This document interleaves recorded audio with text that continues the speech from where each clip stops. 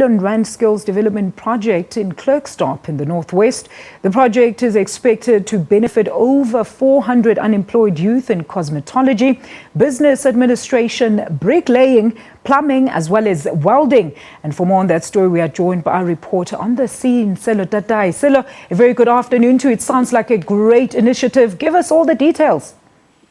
Well, a great initiative indeed, Alicia. You remember that out of all what has been happening in the country in recent times, particularly with regard to the Fismal Fall campaign, the minister took an issue with the fact that it seems like there is too much emphasis placed on the funding of institutions of higher learning, particularly with regard to universities, saying that this is master to the neglect of students or learners at TVET colleges, including your SETA colleges, saying that there has to be a paradigm shift in skills development in the country, going further to say that out of thousands of matriculants, only 30% go to universities and 70% are found wandering, and that is where the country needs to put more emphasis on them and more concentration on them. Look, Silo, how do then the unemployed youth get access to the skills projects to reap the benefits? Is there a specific selection process? How will it unfold? How will it work?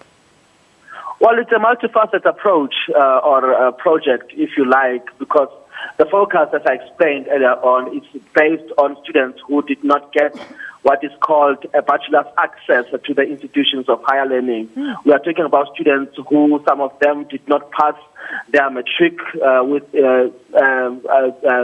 desired results, in a sense.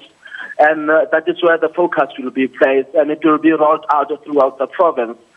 This is the first pilot project, if you like, that has been established at Klerksdorp, and as you pointed out in your introduction, it's going to benefit 400 learners in many skills development programs, such as your bricklaying, such as your boiler making and welding. And the minister said that is critical in the sense that the country is in need of artisans.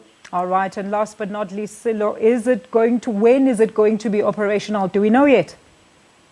Yeah, well, the project is starting from the 6th of March. That is what we've been told by the Department of Higher Education, including the Department of Public Works, which is the custodian of this particular project. It has primarily benefited people who were enrolled on government's EPWP. Now, the exit strategy is then to absorb these particular people, give them skills so that they can go and open businesses for themselves and be absorbed by various departments, including many businesses across the country. Thank you so much for that update, Selo Tatai in the northwest.